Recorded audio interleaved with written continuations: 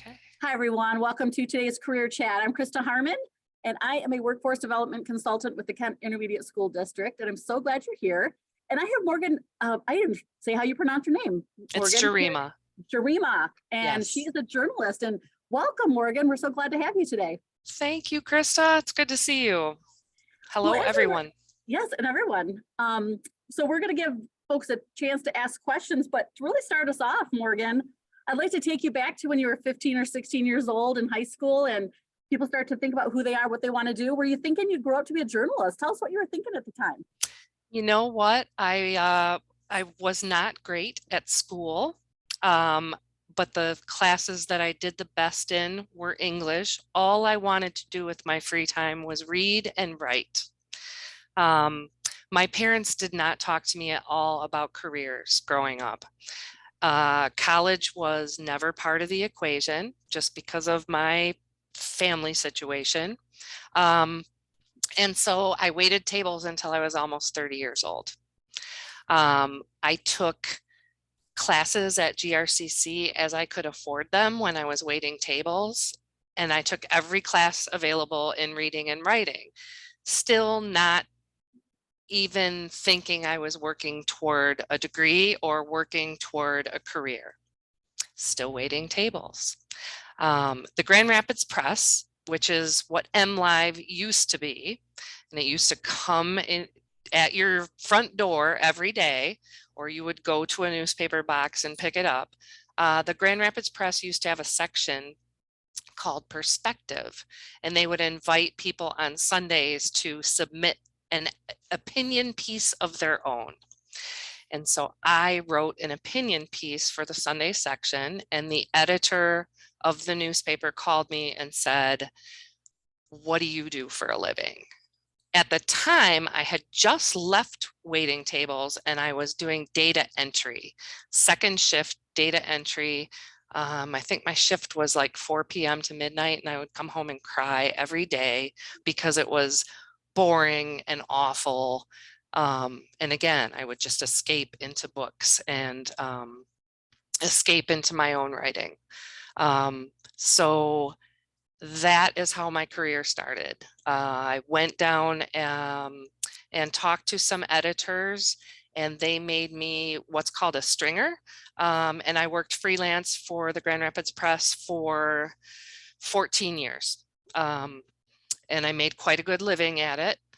And when I left the press, when things started to go online, I've never really been a huge fan. Online is kind of yeah, I don't know. I have mixed feelings about the whole online experience, but I didn't want to spend my career via a screen.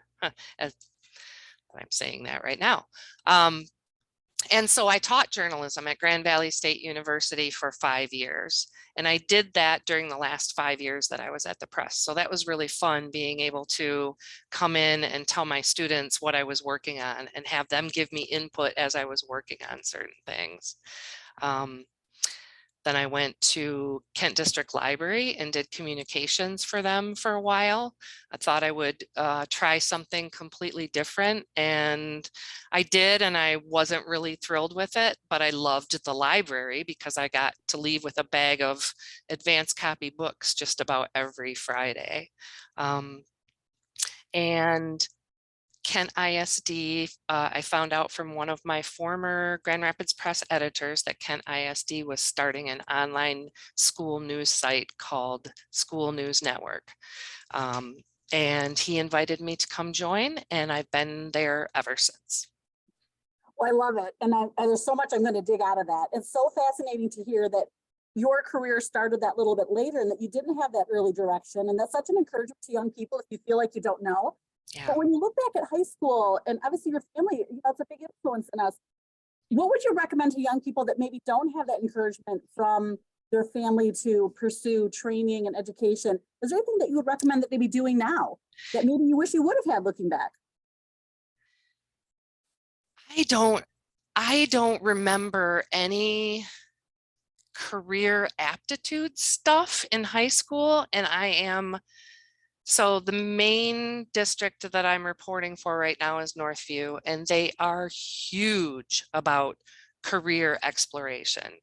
Um, and I cannot imagine how awesome that would be to have had the access to people and careers that I never knew about, that I never could see myself ever. I never imagined that I could get paid to write for a living. I would and have done it for free. Um, I no longer do that. There comes a point when you have to say, I'm not giving away my expertise for free. Right. Um, take advantage of every opportunity. But I was also too naive or uninformed to know that the Grand Rapids Press at that time was a very competitive newspaper to write for. People had come from all over the country to work for the Grand Rapids Press. They do the same at TV stations here. Our market is known as kind of a stepping stone to the national market, but I didn't know that. And so my naivete kind of worked in my favor, because if I knew that, I would never have dared even try. And I think Um, that's what's so inspiring, Morgan, is that you did try, right? Even yeah, as you were waitressing, you never gave up on that knowledge and love of writing, and you took that little baby step out and it was rewarded. And I guess that's, as I talk to young people through this Zoom today, that take that baby step. Don't put all the experiences in one basket. Just keep doing what you love. And that's what you proved so true. Did you interview, did you interview your friends when you were little? Do you remember writing certain types of um things that now you laugh like, oh my gosh, I was totally doing that as a child? I just want to help young people to look at their clues that they might be having now. I Did you ever wasn't not a little journalist when I was younger. I wrote poetry and short poetry? stories, and I wrote poetry into my 20s. Um, Once I started working journalism full time, I never wrote another poem again. The muse just kind of left me, but my editors insisted that because I had such a advanced knowledge of vocabulary, advanced vocabulary for someone with no post high school education, that did work in my favor. Um, no, I just I never thought it was a possibility. I love it. So the Yeah. classes that you were taking at GRCC, did it did it come together for a degree for you, or have you been able to have this wonderful career without finishing that formal education? So um, I did not have to go back to college, but in 1999, I did. And the reason that I did was I thought that I would want to move to a bigger market. I thought that maybe going to a bigger market it certainly would allow me to make more money, but I wanted to branch out. I was a general assignment reporter at the press, so I got to write for every section except for sports, and I love that variety. Um, but I did go back to get my degree, and that's how I was able to teach at Grand Valley. Um, and that took me about another actually 4 years, because I did have to get 2 years worth while I was working full time. So I just kind of put that all together. And then I met my husband and I didn't move. Yeah, exactly. Things that's part of life, and I want young people to understand sometimes things happen, you know. Yeah. But I think I want also to point out that you were grinding during that time. You were working, you were also going to school, that sometimes it is, you got to really push through some of those difficult years to get the skill sets and Yeah. credentials and education that you need. Anything that you would want to share to young people about that? About working and And going, grinding and like, because yeah, that you got to work hard. It's not going to come easy. You don't get to start as the editor. You got to work your way up, kind of thing. I I grew up that way, so I don't know anything else. Nothing was handed to me. I can say that I am very glad that my parents did not pay to put me through college. I am very glad because number one, I didn't know what I wanted to do. I mean, I knew I wanted to read and write. I knew that was always going to be part of my life. But when I was thinking about, well, if I could go to college, what would I do? I would do fashion design. I don't like fashion. I don't know anything about fashion design. That would have been a waste of money. That would have been completely a waste of money. If you know that you like doing some things right now, start to um, find out every possible career field that could involve that. Every possible career field. That's where the gold is, because it won't feel like a job to you. Yeah, I love that. I think that's really key, that some of that research and investigation and knowing how reading and writing is used in careers. And you landed in one of those roles, communications. Oftentimes young people don't know that's a job. Why don't you just give us a little insight of what a communication role is all about? Communications is, in journalism, we used to call that the dark side. And communicators will call journalists the dark side, just kind of jokingly. Communicators for an organization or a company are the gatekeepers. They release the information. They make people within the organization accessible to journalists. Journalists are the gate crashers. They have to get the story. There's no such thing as an excuse of somebody didn't call me back. So we will figuratively, sometimes literally, crash the gate to get in. But communicators, they require a lot of the same exact skills that journalists have, because they have to anticipate what we're going to ask, who we're going to talk to, and what kind of information that we're going to need. So it's really thinking ahead of us. Yeah, and I love that there's different personality traits then that probably go into some of these nuances of different writing and reading jobs. So why don't you help young people understand what a journalist is all about, and maybe address some of those myths that you might think people assume what your work is like? I haven't seen very many television or movie portrayals that were accurate. They they portray tend to portray journalists as very cutthroat, disingenuous people, nosy, maybe even would do things that were illegal to get the story, or unethical to get the story. Journalists, at least in any organization I have worked in, that has not been the case. I forgot your question. Ha! No, no, you're fine. Just what a journalist do, and if there were any myths that you wanted to dispel with young Mm, people about what the job is mm, really like. Are you working regular hours? Are you working weekends? I mean, how do you yes. even get your story? How does that work? Um, 90% of what I am doing at School News Network is self-generated. Those press releases that the communicators come up with, that's news that they want to share, and it may not even fit the definition of news. And so maybe 1 in 10 press releases ever becomes a news article or a news story. So that's one point of it, but we also don't really require press releases. I can remember getting, I mean, before the internet, getting a handwritten note, you should do a story on blah blah, in the mail at the press, and going, wow, that's really a great story. That has a lot of elements.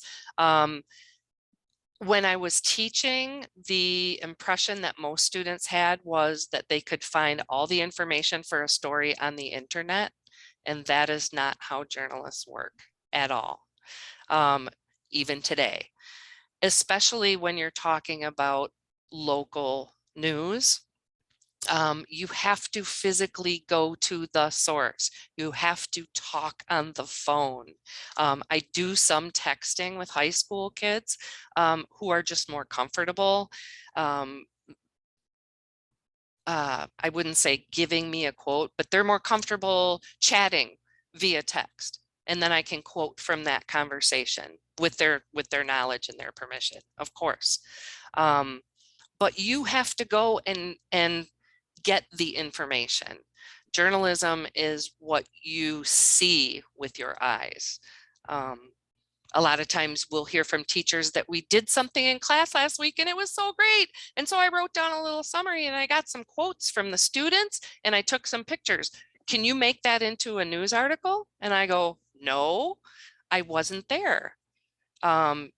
You could do a little write up for your school newsletter, but we can't pretend like I was there. That just isn't done. When we think about some of the world events, even the war in Ukraine, there's the journalists who are there in the war torn areas, and Yeah, just kind of reinforcing what you're saying, you have to be there to be able to write the news. yeah. Otherwise, it's not news if you're just sharing some information. It's just, like you said, a press release or something. So you have to Right. be kind of curious, it sounds like. What are some other traits that make really good journalists? Deadlines. Deadlines are huge. Often I spent the majority of my time at the press. Every Monday and Thursday were taken with going to meetings, township board, school board, city council, planning commissions, zoning board of appeals. All of that sounds like a huge snore fest, but it's not, because it affects you and me and what we do on the property that we live on or own or rent, how we get our water, what's in our water, all of those kinds of things. I keep talking and I keep losing my train of No, thought. no, I'm you so bring up a sorry. good, no, you're fine. You bring up a good point that if you're at a council meeting, that information stays in the council room until a journalist gets it out to us. I've never Yeah. just really thought of it that way, Morgan. That's so fascinating. And that would be very motivational as far as your work, is that you're literally making people aware of what's going on around them Oh, deadlines. Yes. and deadlines. And the meeting doesn't get over until 11:30 at night. You've been sitting there 4.5 hours. You have a notebook filled with notes. You have to pick one thing and put it into a story. A news story isn't a summary of first this happened, then they voted this, then so-and-so said this, and then this was the outcome. The outcome goes first. We call it the inverted pyramid style of news writing. But 11:30 when I came home, because I've always, except for a few short years, I've always worked from home, doing my actual writing. Um, when I got home at midnight, that story had to be filed. They were waiting for it for the next day's newspaper, when newspapers were still printing township board meeting events, or for that evenings, it would go directly online. I would send it and it would go directly online within minutes. So deadlines, super huge. And so time management would be that skill to really help you get all that done in time. And there's also that brain shift when you're in school. You hear that your report needs to be 250, at least 250 words. So high school and early college tends to want to draw out what only needs to be really short. In journalism, it's always strive for brevity, meaning get in and get out. Give people enough information for that snapshot of what happened. Don't include flowery language. Don't include quotes that really don't need to be there and move the story forward. You have to strive for brevity. They want it short. And reading attention spans have really gone, down. So Well, because of your career and the way it's evolved, and you are working for an online school newspaper now, which is really funny from where you started. What would you like young people to know about the industry? Because some people are like, oh, well, journalism's dying because of the internet. Is it? Because you still have to have someone telling the story. Is it just being done different? Tell us about that. yeah, I think if anybody is a fan of public libraries, you know that they've been saying for about 40 years that public libraries are becoming irrelevant because everything's on the internet now. And you can even get books online.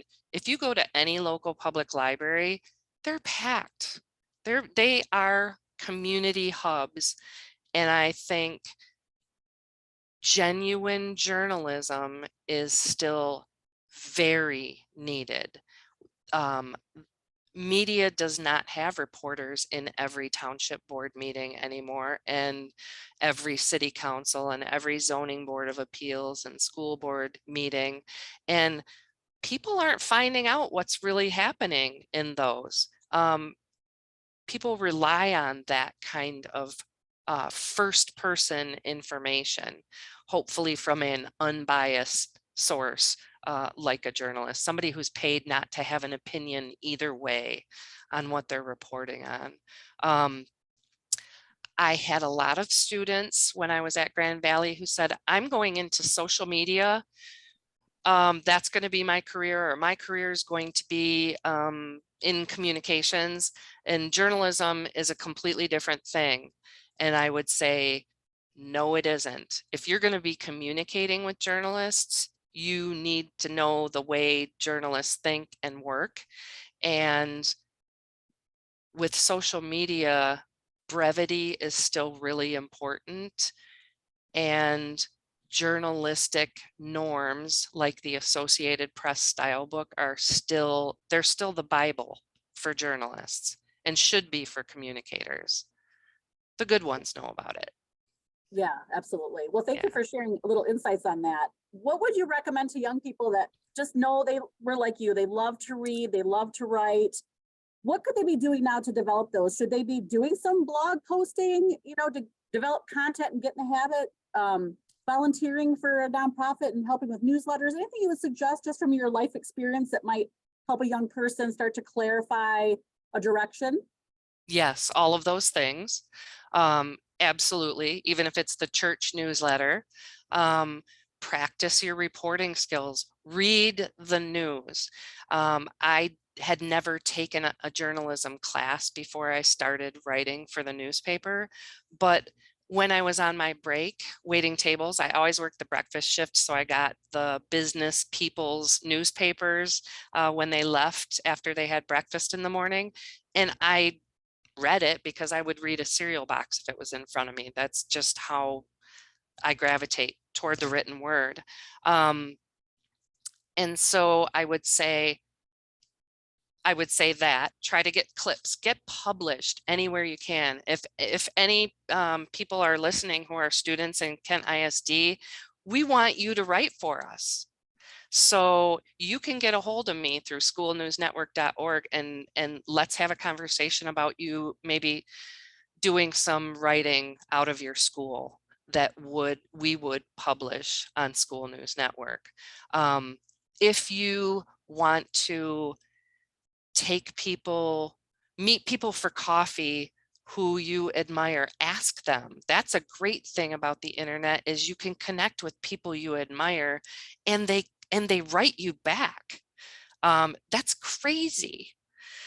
So reach out to people that you admire and, can I have a 5-minute phone conversation with you and find out about your job? Or can I take you to coffee? Can I meet you for coffee? Can we have a Coke somewhere at a park or whatever? I don't know. But I did that.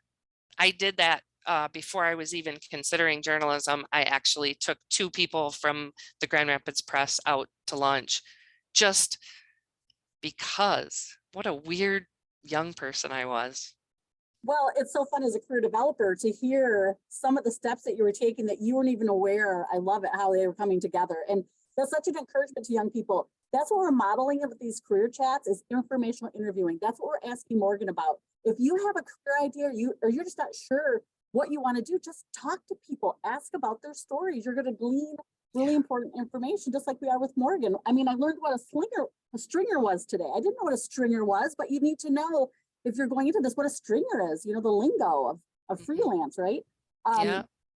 So we have a few minutes, about 4 minutes left, Morgan. And I guess I just love the offer, first of all, that they want young people to be writing for the School News Network. So young people and any school counselors on this call, be sure to share that information.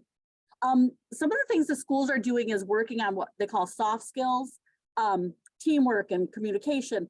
Help young people understand why that's so important in daily work. Help reinforce that for the teachers. Um, you may imagine that before I go into an assignment, I find out that my assignment is to interview Krista about her job. And so I want to write out my questions ahead of time. Um, so that I ask the question and she answers and I go, okay. And then I ask the next one and then I write it down and I go, okay. And then journalism is a conversation. It's not a Q&A. I very, very rarely have questions written down ahead of time. You have to genuinely be curious about people, even though you may not think that a story is a big deal at all going into it. It's important to the person that you're interviewing. It's important to people who are interested in that topic. It deserves your full attention. And you should have a conversation with the person that you're interviewing. You should show up on time. If you're going to be late, you should call. All of those things are super important. My job is extremely reliant on human interaction. Am I an extrovert? No, no. I am very blunt with people. That doesn't make me an extrovert. I still would rather not be here right now doing this in front of, but I love what I do. I love what I do. I can't believe life has turned out this way. So I would love for other kids to get yours, get your thing that you can't believe you get paid to do. It doesn't have to be NBC Nightly News. I have told important stories that have impacted people's lives and that people have remembered from 20 years ago. That's all good stuff. That's all good stuff. I I think that's a beautiful way to end our time today, Morgan, for people to find their thing. And I'm with you. It's never a day for me to go to work. I get to do what I love every day, and literally doing career chats with people like you. I'm a curious person. I love to hear people's career journeys. I'm sometimes so amazed that people pay me to have this job to do this too. So thank you for being such a wonderful role model today and just giving some insights about the field of journalism. And we hope that young people or their school counselors will take a tidbit and help someone find their path as they graduate from high school. And I love that your journey did turn out and that you're delighted of what your life turned out to be. That's a beautiful thing. Yeah, it's schoolnewsnetwork.org, by the Oh, way. .org. Let me fix that. And you can find me and my email on there. So Awesome. please reach out if you have more questions. Reach out if you want to have coffee, anybody. I love that. Thank you so much. I'm going to stop the recording now. Thank Thank you, you. everyone. Okay.